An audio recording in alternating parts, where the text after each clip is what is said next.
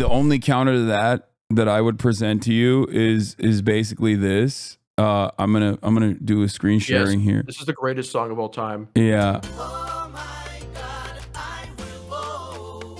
You have no answer for this. Liberals have no answer for this. This made Florida a red state single-handedly. Ettingermentum, everybody. He's gonna give us some updates on poll watch. He's doing poll watch with us for now. We were watching Sam Cedar eviscerate Tim Pool, walking him through the steps. All right, so Texas is a swing state, right? And so is Florida. No, that's not real. It could have been real. I think it could have been real potentially, but it's not real unless like shit is really massively off.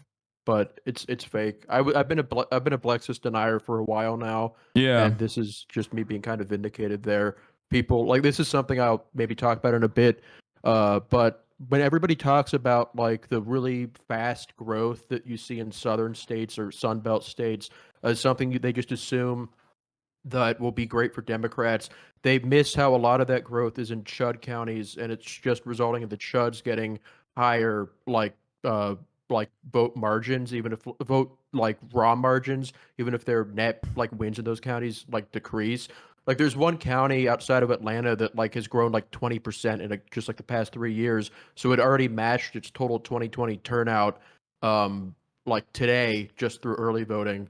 And Texas is really ground zero. I don't know if you showed people that study that showed like what the partisanship of the people who are moving to different states were, but it's really crazy. I think like the people moving to Florida are like R plus 40. So it's like Florida actually is more on Wakanda. Okay. Here's a angry staffer talking about Nate Cohn's new article on polling accuracy. I'm going to get right into it. Basically, pollsters are terrified of being wrong again, so they're flat out ignoring very blue results. As a result, pollsters are more willing to take steps to produce more Republican-leaning results. This is something that we've talked about in terms of like the +2 Republican advantage, like the Republican balancing in every poll, even if the data is not showing that, their own personal data is not showing that, in order to make up for the polling inaccuracies that have occurred because Trump has been consistently as the great white hope undermined by our woke liberal pollsters. Yeah, trying to demoralize the conservatives from not voting because they always show them down. Yeah. That's the story.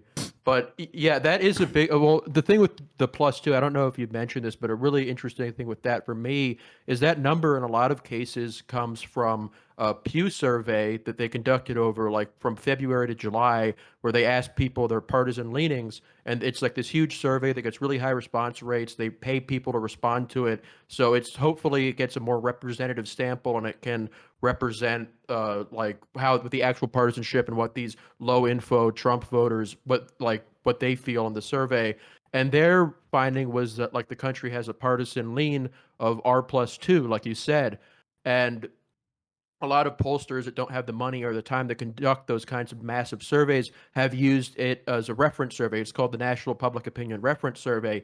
The problem with that survey, it's not like necessarily badly conducted. Pew does a good job usually, but it was conducted while Biden was a Democratic nominee the entire time. So you could very well see this like metric that like a lot of big pollsters are using could be reflecting a political reality that does not exist in the current state of events with Kamala the nominee.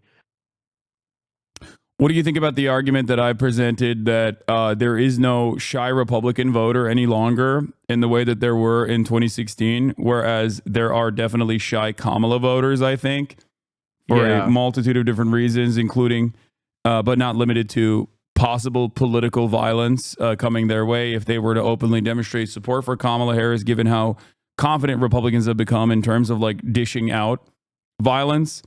Or even just straight up being embarrassed to be in the tank for Kamala Harris, in a similar vein to like being in the tank for Joe Biden, despite like the inevitability that they would have gone and voted for Joe Biden. They did not openly defend Joe Biden. This is vibes-based analysis in general, but I feel like at this stage, given the way the polls are looking, given the... Sorry. At the very least, yeah, no, it's fine. At the very least, there is the idea of there being having been a silent Republican vote that might not have ever been real. If you look back at what Republican pollsters were saying for like a very long period of time, they had always been accusing pollsters of not like contacting the silent Republicans, or that there was something of a shy Tory effect happening in the U.S. That has like always been the bag of right-wing pollsters. They were saying that back in 2012, and Trump being underestimated in the polls was like the big moment. They're like, "Oh, see, you guys didn't reach out to real America," and all the liberals being very self-flagellating, just like took that. Oh my God, we're so elitist and stupid. We didn't do that. We're awful. We need to change everything. But there's not much evidence that that's really like that. There, it might be the case that they can't reach out to certain kinds of really like low info, just disillusioned, anti-establishment Trump supporters. But the idea that Trump supporters are just not saying who they want to vote for because of social stigma. There's not like really evidence of that. There wasn't even like in 2016 we have like the reason why the polls were off because pollsters didn't wait by education. In 2020, a probable reason why they were off then is because the liberals who were staying inside were answering polls at really really high rates, like higher than usual, and it like gave them incorrect sample sizes. So the like neither of those things had anything to do with Trump supporters just being embarrassed of who they vote for. And I think like the idea that that's the case, I honestly comes from like conservatives who like the really elite conservatives live in very blue areas where they're personally embarrassed to admit that they support Trump, and they're transposing that onto the rest of the conservatives who live in areas that are very, very supportive of their beliefs and don't Yeah. necessarily need to be quiet. And like even the Daily Wire was headed out of LA for like several years. Like these guys have a perspective that is a lot more coastal and elitist than they like to believe. Um, I agree. I agree with your analysis here.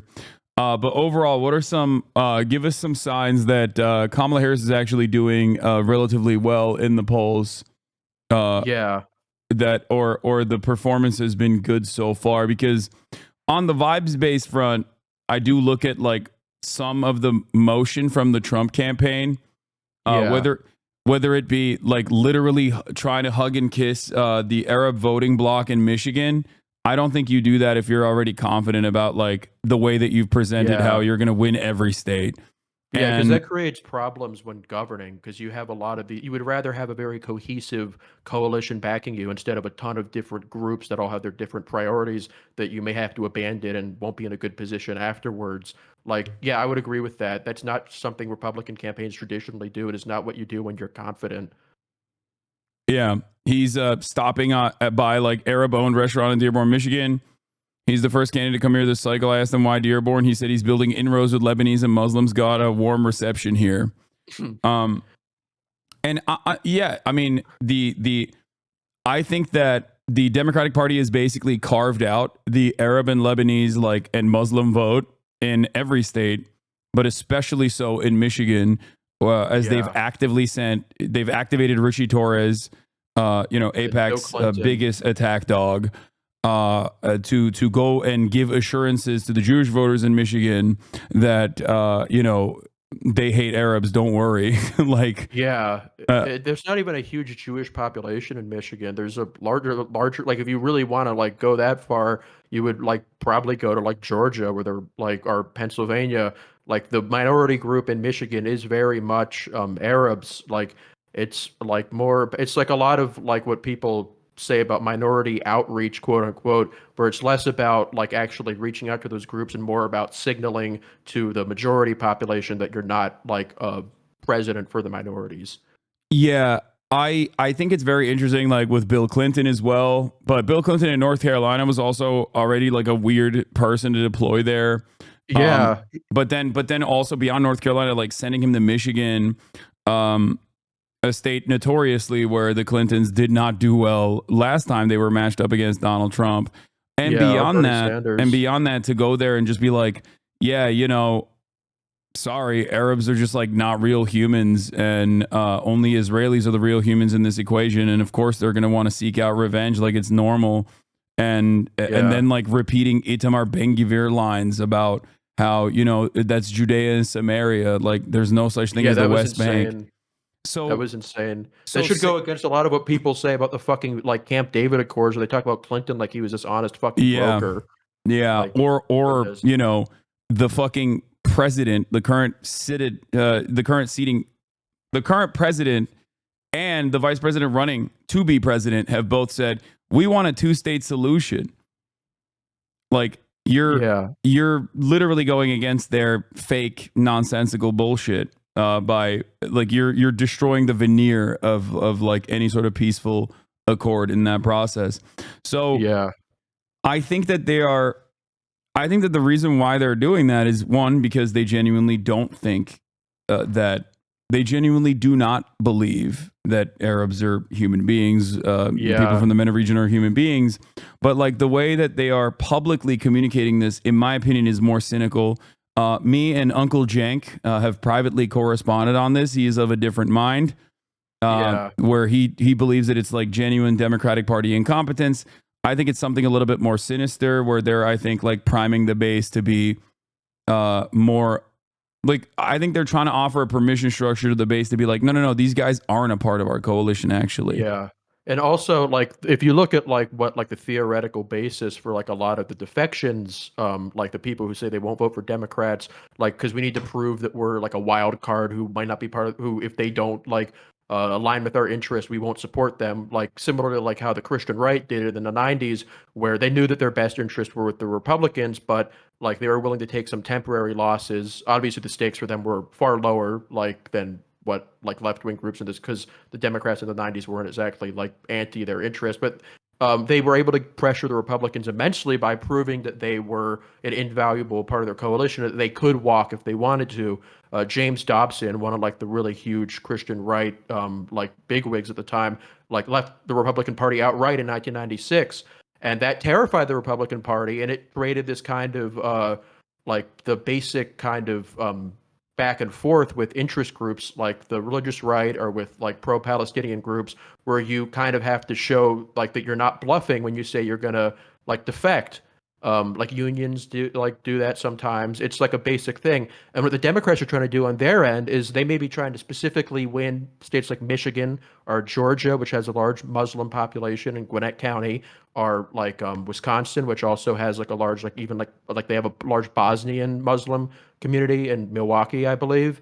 They're trying to prove to these people who are trying to exert pressure on them that we can win with our new coalition of Liz Cheney, like anti-Trump Republicans, that you aren't needed to get victory, and that we can do whatever policies we want, and you can't pressure us. Because now they might be feeling a degree of heat from the idea that like, oh, we won Michigan by a close margin, and there are this many like Democratic voters in Dearborn, and if they can win Michigan without getting large, like losing those cities, losing those demographics, they like will feel like they have all the cards. It's a policy play, not an electoral one. They want to really like relieve themselves of even the perceived pressure that could be on them in the case that they have to rely on these groups. Yeah. I think that is one aspect of this for sure. And I think the other aspect of this is in the same vein as like their anti-migrant sentiment that they've expressed over and over again, as they've adopted the right-wing framing that immigrants constitute a national security threat, which is directly the opposite of that sort of messaging that the Democratic Party has always championed, that like immigrants are our neighbors, they're our friends, they're people that contribute. And yeah, we'll do some, stronger border measures, but that always comes with like a price where we can extract some concessions, right? They've completely dropped the ball on that, and I think the reason why they're doing that specifically is to prime their base with a to basically decouple Gaza. Or present Gaza and like American foreign policy or our allegiances to Israel as like only a Muslim thing. I think that's one other aspect of this, to be like, only Muslims care about this. You don't care about this. See, like you also understand, like if they killed, if your neighbors executed your family members, like you would also want vengeance too.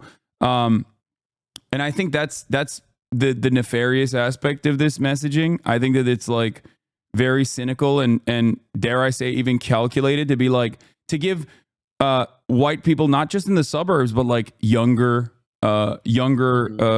students and black and brown people, the knowledge or the permission to say like, oh yeah, that's just basically like a Muslim thing, and there's a lot more to care about than just this like thing that only Muslims care about, which is not reflective of the poll results in general. And it's no different than going to the Michigan Jewish population and telling them like, don't worry, we hate the Arabs. Like, there are plenty of Jews. I mean, you're Jewish, but there are plenty of Jews in Michigan and in Pennsylvania and all around that are dedicated anti-Zionists. And beyond that, Jews who are not anti-Zionist are not voting at the behest of Israel anyway. Like, that's not their top priority at all, at least in terms of like all the polls I've seen. It's the 9th priority. Now, one might make the argument that it's only the 9th priority in the top 10 priorities because both parties are uniparty in their support for Israel. But it would at least reflect higher in the polling results, despite the uniparty attitude, if this was something that they cared about the most when they are when Jewish voters as a voting bloc are going out to vote and voting by margins like 70% plus towards the Democratic Party. Yeah, I think this is also part of their larger like kind of scheme, like the larger project that they're undertaking, where a lot of Bidenomics, like even the left wing like aspects of it, the spending, the CHIPS Act, the all of these things, it's always couched in the language of national security, like fighting against China, fighting against Russia, like it's making America the predominant hegemon in the world. And it's like it's interesting. Like the thing that people have kind of noticed is that the idea of just creating a stronger or fairer economy, these basic liberal justifications for social programs that are supposed to justify themselves, that doesn't really exist. The international conflict, the great power conflict, is at the core of what their project is. And they kind of need, if this is going to sustain itself, they need the only people who care about the negative impacts of war to be specific groups that can be targeted and aren't huge and can be managed. It can't be like a larger like society defining larger electoral issue like the Vietnam War was. It needs to just be the case that only Ukrainians care about Ukraine, which they like have kind of adopted when they made fun of Trump for being pro-Russia, saying, "Oh, there's so many Ukrainian and Polish voters in Ukraine," not in Ukraine, in Pennsylvania. It's the idea that these conflicts can be managed with only very minimal political backlash. It's not really something that's even true, but it's more of something they kind of want to manifest for themselves for these overseas commitments to sustain themselves. Yeah. But going back to it, you have a Truth World poll in front of me right now from YouGov.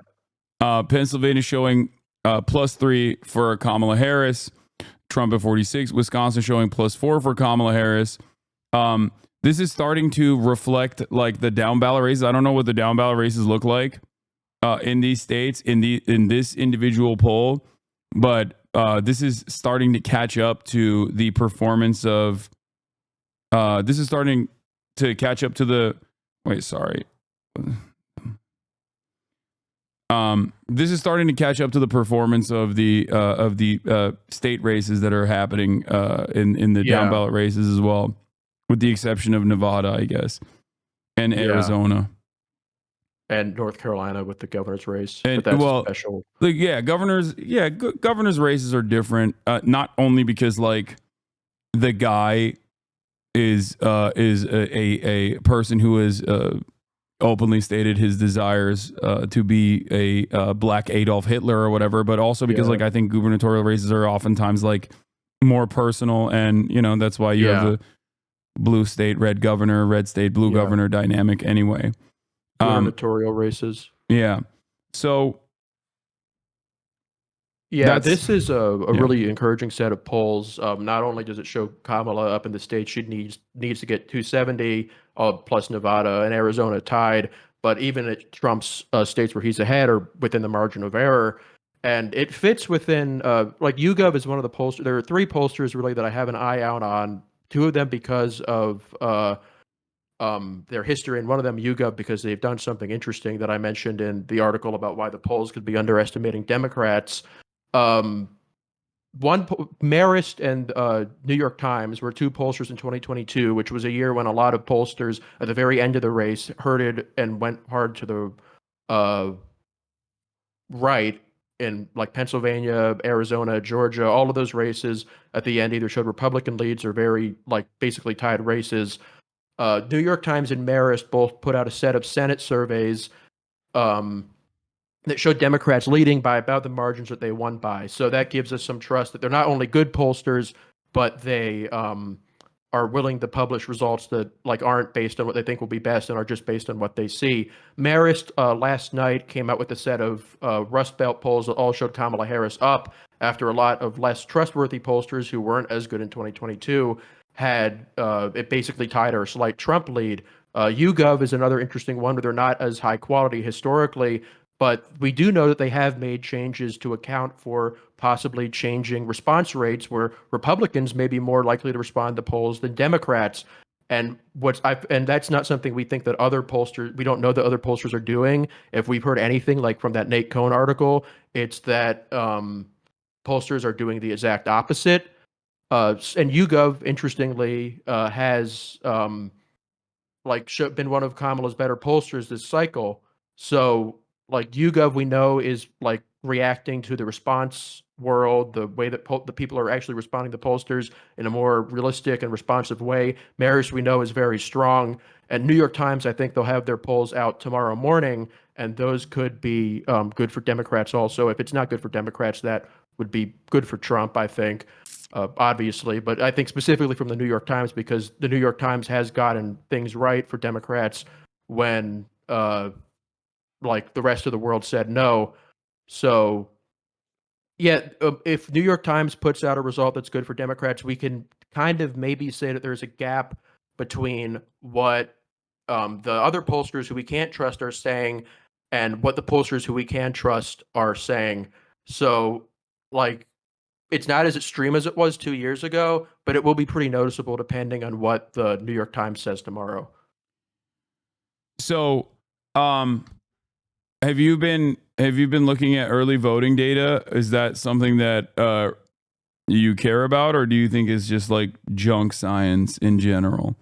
It's you have to be very careful about it. I think if I haven't like I've tried to track it in Georgia, which is a state that I know pretty well.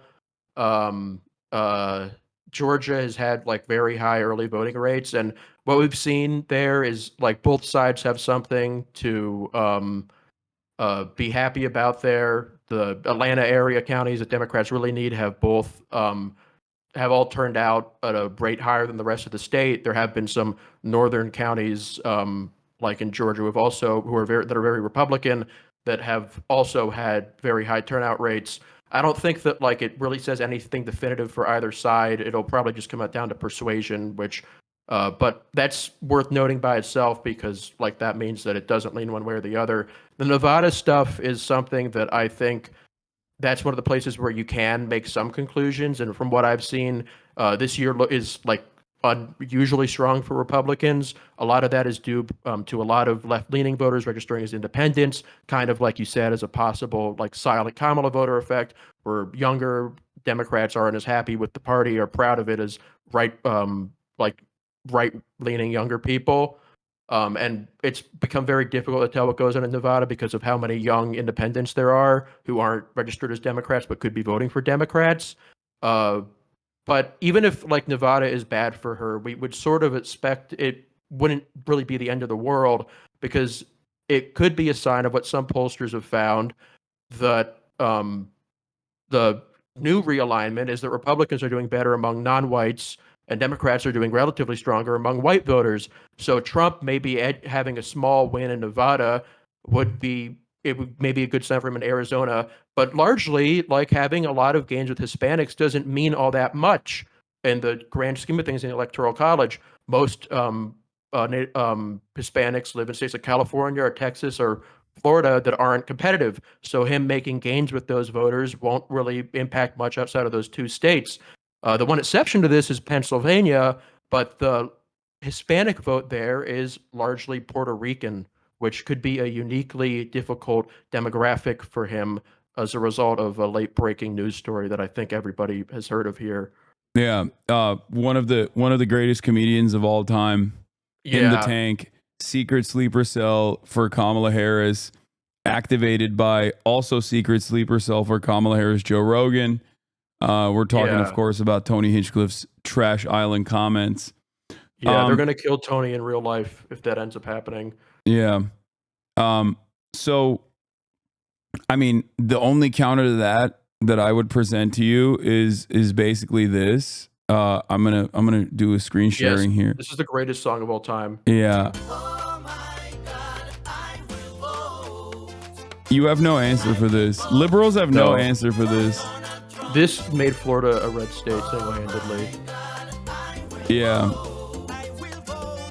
I'm just saying, like, the Democratic Party has no answer for this. All they have is like lib shit where they bring like a bunch of Broadway musical stars to get together and be like, you should vote. Voting is good.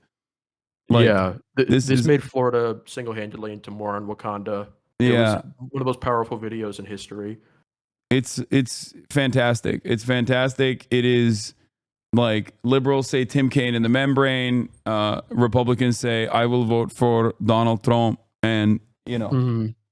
this is the reason why there's like a 20-point swing in young Hispanic men, I think, to the Republican Party and nothing else.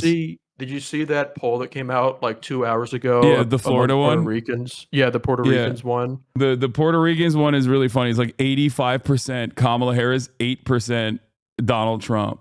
That's so real. That happened. I live there. Yeah, I She's don't. gonna. It's like gonna be her. She's gonna get 90% of the vote among Puerto Ricans. Yeah, I don't. I don't know if that's. I don't know if No, that's it's going to real. happen, but It yeah, happened. it is. I, It I is. was there. It is pretty funny. Harris Yeah. 85%. UCF poll of Puerto Rican voters from Florida. Harris 85%. Trump 8%. Um, it's obviously ridiculous and it's not real, but No, it this is this real. puts into context like the Rick Scott statements about how much he hates Tony Hinchcliffe and how much he loves Puerto Ricans. It's so cool. Rick Scott learned Spanish to appeal to these people. He has Yeah, put in so much fucking work. It could all be destroyed by like Joe Rogan's like 12th like favorite Austin area comic just being a complete fucking moron on the national stage. But this is real. I don't care if it's 150 people who were surveyed. It's real. It happened. I was there. yeah. You were one of the 150 surveyed. I like Yeah. that they just asked people on the street. Like Yeah. they just went to a store. It's like the Fox News barbershop Yeah. Fox News barbershop focus groups where everyone suspiciously is incredibly pro Trump at the Yeah. one barbershop that they went to. Yeah. Anyway, yeah, you were there. You were polled. You were one of the 8% Yeah. saying, "No, I'm staying true to Donald Trump. I will vote Yeah. for Donald Trump." Yeah. So you're saying that that the method of like taking away right wing former Republican voters who are just like grossed out by Donald Trump, a successful method for Joe Biden is also going to be successful for Kamala Harris, and that she is not going to hemorrhage enough of the base in the urban districts Yeah. to you know, she's going to make up for that in Yeah. areas I that it mean, matters. it's possible. That's kind of what a lot of them did in 2022. It's what happened in 2020 to a smaller degree. There was poor turnout in like places like Philadelphia and small rightward swings in inner city Atlanta compared to past elections, and Democrats won through historic margins off of the suburbs. That's a coalition that I think the people at the top of the party would very much like to see cemented.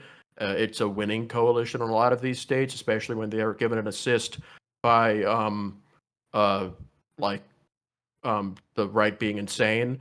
But That doesn't mean that I think it was the ideal strategy. I think the best way to say that they effectively, if like they do win off of this and they get the slight wins in the Great Lakes states, and they maybe like pick up North Carolina or Georgia off of the suburbs there, like, and they like end up winning the election, it'll be effectively executing a bad long-term strategy, because the lack of the kind of hyper reactiveness and the lack of any kind of forceful effort to push their own ideas is just not something that works well in the long term.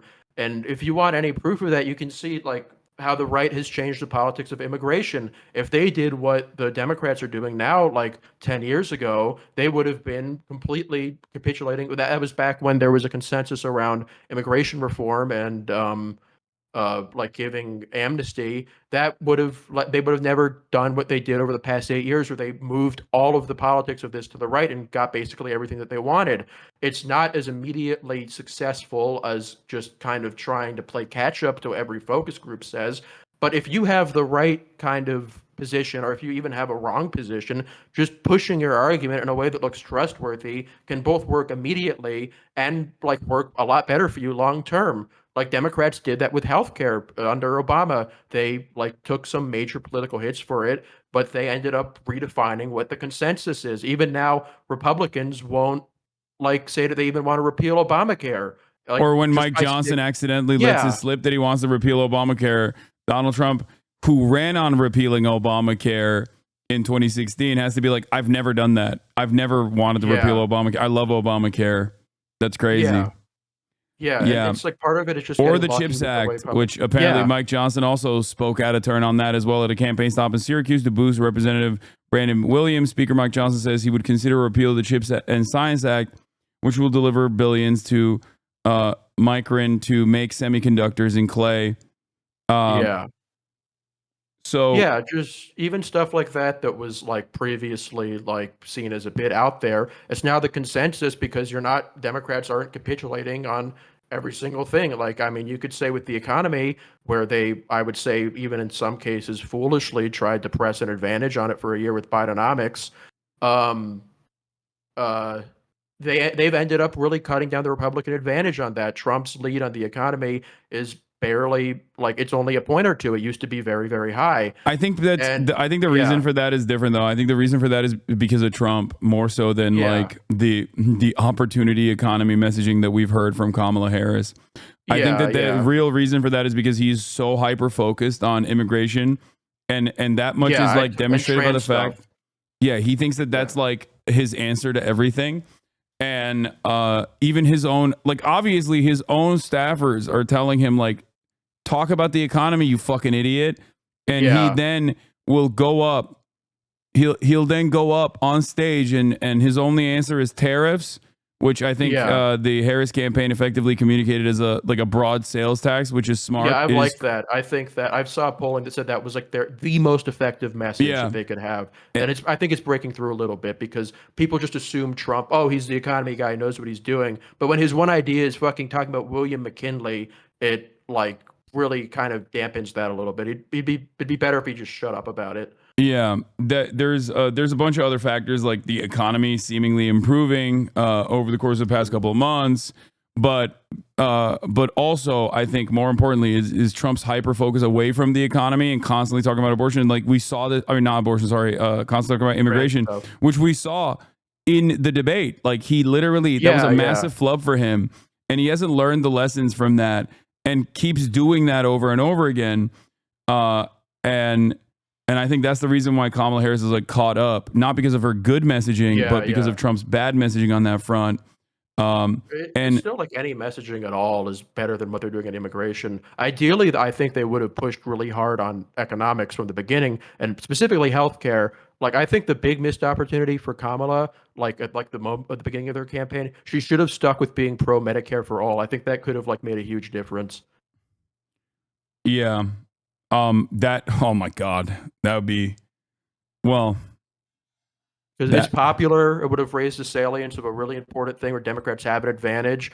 It would have made her look consistent and different from Biden. It would have been like solved a ton of problems just at once. yeah, that's, well, she packaged that. She did the lightest version of that. She didn't even do the Sherrod Brown method of being like, we're going to lower the age of Medicare to 55.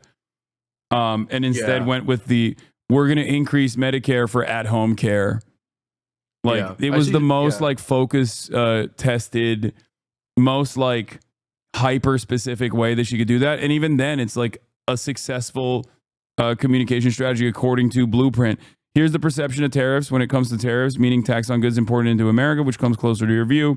For swing state voters and all swing state swing voters and swing state all voters, the U.S. should not impose tariffs on all goods. Tariffs are just another word for a national sales tax. That's plus 39. Yeah. The U.S. should impose automatic tariffs of 10% to 20% on every U.S. trading partner, 60% on goods from China, and rates as high as 100%, 200%. This would punish companies for shipping jobs overseas and create more jobs in the U.S. 41% for all swing state voters, minus 41%. Yeah, they should have probably pressed like why that would be insane like earlier on. But this does reflect something that I have heard people say, which is that the makeup of the undecided voters are a lot more favorable to Democrats than Republicans, which could be like kind of a like supposedly that's the one thing the Kamala campaign is bragging about now, where they're like saying, "Oh, we have the last people are breaking our way because of the Puerto Rico stuff." I think that could be real. And yeah, this guy runs Blueprint. It is a campaign thing for Democrats. Yeah, it's a campaign thing for Democrats, but like, I mean, they're not so in the tank. I mean, I guess they're in the tank because they don't talk about Gaza, but they're not so in the tank that they don't like. They don't necessarily. I mean, they obviously do a good enough job because they will show like what some of Kamala Harris's like breakaway points are that perform very well, and what Kamala Harris's like most underperforming points are, which is of course when she says like she loves small businesses or that she is a small business and that she hasn't done anything different than Joe Biden and she won't. Like they do small business stuff. They do like openly say that that's like, you know, poison for the campaign.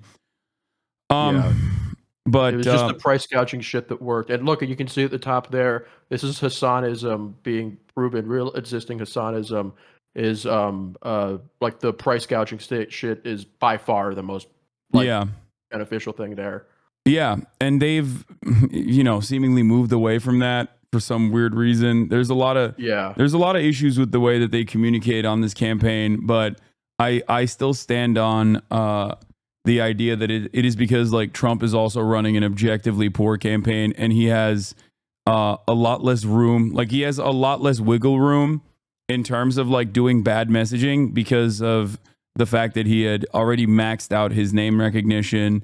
And I think that there are way smaller groups that he can tap into, like way smaller constituencies that he can build a coalition off of.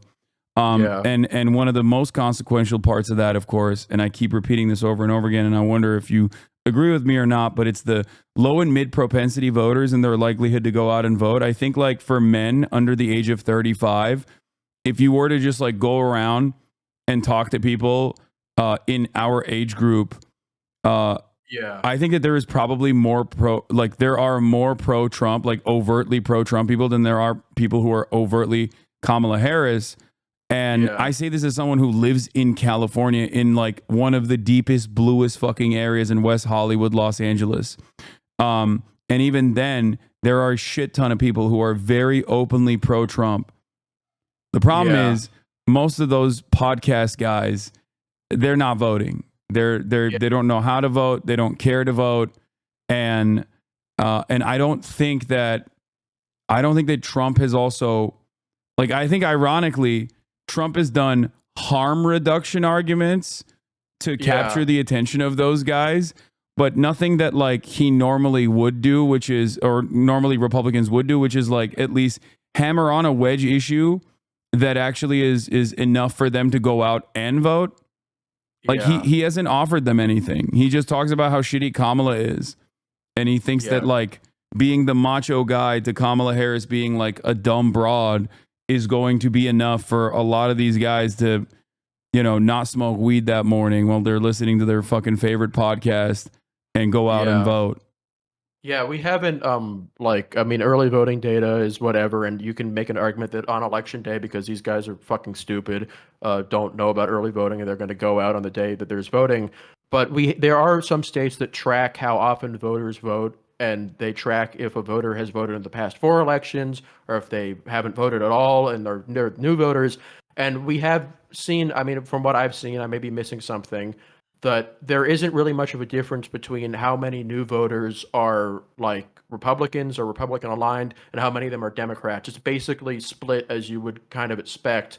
I think in Georgia, which is one state where they have made a big deal of trying to get like these low propensity voters out, of the voters who haven't voted in past elections and are voting now, most of them are like they're more non-white than the state at large, which is how it usually is. We're not really seeing any difference in trends, and at least so far, there isn't really any proof of a low propensity like bro surge for Trump. Yeah. I mean, we'll like it's a risky it's high risk for Donald Trump, but he doesn't have anything else is the way I Yeah, see it. Like I don't I think think he he could can have done. he I could have think, had a pathway towards like rebuilding the moderate coalition by yeah, using the wipeout method after he got shot at and then like, did the unity route. yeah, But it was impossible for him to do that. He's just like he's so invested in like being a fucking weirdo that he immediately was like, "Nah, we're against Joe Biden. We're gonna win anyway. And so we should get a base pick with JD yeah. Vance Vance." is huge here. Vance is huge. Not even just in the ways where he's like literally in like conservative election Twitter group chats with teenagers, but like is in the big thing with Trump that I don't think his people understood and could I think explains why he's done better than a lot of Republicans running for Senate is that he is seen now as qualified in the way that he wasn't seen in 2016. He's seen as like a stronger leader in a number of areas. So, and that was the thing that people really liked about him above Biden at the end of Biden's campaign. Biden was seen as inept, and Trump was seen as this experienced leader who had done it before and had a better presidency than Biden had had. But you can't, like, by picking a guy who was 39 years old when you selected him, has been in the Senate for 1 year, and was a blogger for like most of his career, you are turning what should have been a strong point for your campaign, especially against someone like Kamala, who is not well known and doesn't have a lot of experience. She's only been in statewide office for like 14 years at this point. They made that into a huge problem for them in a way where it could have been a big strength. They picked Rubio or Youngkin or something. Yeah. Um, but yeah, okay. So we're looking at early voting in swing states from yesterday, where women are outperforming the men. This has seemingly been something that is terrifying for the Republicans in general. Yeah, Um, yeah, it's this, it's kind of what you'd expect. It's not too different from 2020. Like there's it's not good for them. I'd say that. Like the Georgia gap is pretty big. Women are kind of carrying really hard here.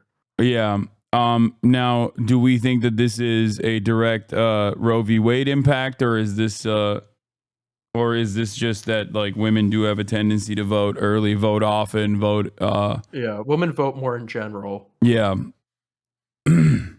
Yeah. It's interesting to me because like the point here is that this is in line with 2020. But the thing with 2020 is that 2020 was a year where Democrats were very, very likely to vote early, and Republicans, because they were told it was fraud, didn't vote early. And now there's kind of a depolarization of voting methods compared to 4 years ago, where Democrats who voted early in 2020 because they didn't want to get COVID by mail or planned to vote on election day now, or Republicans who didn't vote early in 2020 because they thought it was fraud or fine with voting for it now. We've seen in Georgia there's a big segment of people like because they track if somebody voted on election day or if they voted early 4 years ago. There is a couple 100,000 people who voted on election day in 2020, and they are overwhelmingly white compared to the rest of the state. Uh, and that has made the overall voting a little whiter compared to 2020. So you would expect with a more Republican early voting group compared to 2020, and like a lot of voters who were Republicans who are voting early now who didn't vote early 4 years ago, um, you would expect there to be more men voting, but even among these groups, oh wow, even among these groups that like this pool of voters that you would think would lead to more men voting, the splits are roughly the same. So that could point towards a largely more female, uh, like turnout, largely more female share of the electorate, in a couple days. Although, like again, like you can't like take a lot from the early stuff. It's just Yeah. something I thought of. Final Detroit Free Press poll of Michigan says Harris up by 3 overall. Harris up by Yeah. 4 points with independents. Harris grew her lead with black voters by 18 points since August. Harris grew her lead with women by 5 points since August. I think it Yeah, comes this is down big. to is this wrong? I'm asking you, but like I think it comes down to white women in general. Like the way that Yeah. they have strategized on this is that like they believe that white women are by majorities going to go to the Democratic Party, unlike what has happened in the past. And Yeah, the way I the see it is, if November. that doesn't happen, if white women don't pull through, if white women don't go by majority of the Democratic Party, then their chances are I mean, they're not. It's not looking too good. Yeah, well, I mean, they did win in 2020 without winning a majority of white women, I think. But like the white women did get more Democratic from 2016 to 2020, and if you're expecting minorities to become more Republican this Did year, it? you're I going to thought it went want from that. 52 to 55. I thought that they went by larger majorities Oh, to Donald Trump. I think it went from 52 to 55%, but that was oh, pre Roe v. Wade. yeah, yeah. I mean, I think that yeah, I think there was like a lot of that was because Trump got a higher vote share with nearly every single demographic group in 2020 compared to 2016 because of lower third party voting, except for white men. White men were the only demographic group in the entire country that actually had a lower share for Trump than they did for Hillary, but like when he ran against Hillary. So like that's something people like forget. Like white men arguably did win Biden the election, but yeah, they're gonna want like ideally in the post-Roe world and the world where they're losing minority voters to Republicans, they're gonna have to make up with that with women, especially white women. And the Detroit Free Press poll here is something I think you can trust because they had terrible numbers for Biden back in the spring, back in uh, like earlier this year. They had him down by 7, I think, in a poll in January. And what I always found interesting with that was that the same poll tested Trump against Whitmer, and they found him among the same survey where he led Biden by 7. He was losing to Whitmer by 5. So to me, it was always proof that there is a big demographic of people in states like this. Back when Biden was in the race, I was always saying that there are people who do want to vote for a Democrat against Trump, but don't want to vote for Biden because he's too old. Kamala is a bit of a wild card here because she's so connected to him, but she could do it maybe. Um, and we see here that she has largely accomplished this, according to this poll. She has gotten those voters who were willing to vote for Democrat, weren't willing to vote for Biden. She's gotten them back. And Detroit Free Press poll is really like important here because these guys nailed 2022 in Michigan. Glenn Glariff also nailed 2022 in the state. They had her up by 3 also. And if she's winning Michigan by 3 points, usually the way Michigan, Wisconsin, Pennsylvania correlates pretty closely. Michigan is slightly more Democratic, but not overwhelmingly so. And if these polls end up being right, she should be in a strong position to win those 3 states that she needs, So in my your opinion. final analysis is that the blue wall remains strong. I would say I think that Wisconsin is definitely a little trickier than uh, Michigan is because it's a bit more rural. The Marquette poll having her up by 1 there was a big result for her. We're going to have a poll of Iowa by Selzer for the Des Moines Register. She's historically like freakishly accurate, and the results in Iowa can correlate with results in Wisconsin. So I want to see what she says and on Sunday before coming to any analysis with that. Pennsylvania is probably the weakest link here. Good polls have showed her up. More mediocre polls have showed a tide race or her down. She's very much in the game at the very least.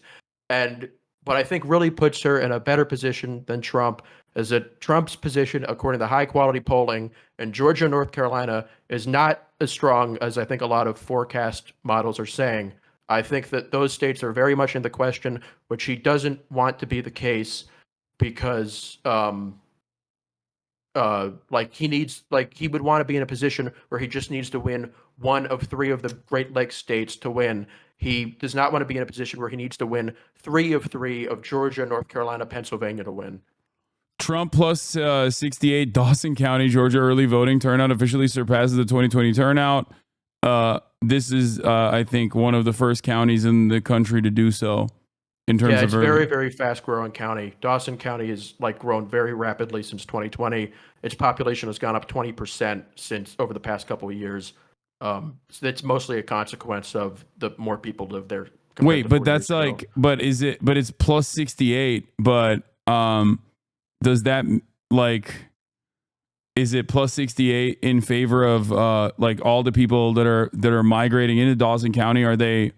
That Are was the they? previous result in 2020. We don't know how the new voters Yeah, are voting. I was about to say does that because usually migration patterns, especially in Georgia, look like it's not Republicans, it's Democrats moving into Georgia. Yeah, and the case with Dawson is that it's just north of Atlanta, about an hour drive. Very beautiful scenery at the foothills of the Appalachian Mountains, and a lot of older people who live in the Atlanta area are moving there just to retire. So a lot of the people moving to that area could be Democrats who are just like older now and want to live in a nice looking place. Very beautiful area right next to Lake Yeah, Lanier. that's the last thing I wanted to ask you. So there's a fascinating analysis from the New York Times.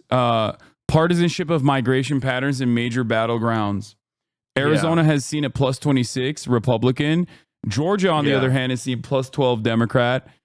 Michigan plus 12 Democrat. Nevada plus 3 Republican. North Carolina plus 2 Republican. Pennsylvania plus 17 Democrat. Wisconsin plus 17 Democrat. And that, of course, is Florida with a plus 40 Republican and Texas with a plus 20 Republican. Yeah, that's real. I believe that so much. That is like exactly what you were seeing. And this could be the reason why the Republican Electoral College advantage may not exist anymore, because all of their voters who lived in Pennsylvania, Michigan, Wisconsin got annoyed after they elected Democratic governors and they thought they were living under COVID tyranny. And they all moved to Texas and Florida, which were advertising themselves as like the states where liberty still lives. And they ended up just making those states big vote sinks for Republicans. They didn't net them any electoral college votes and just left the remaining, like they left the people behind to be more Democratic on net.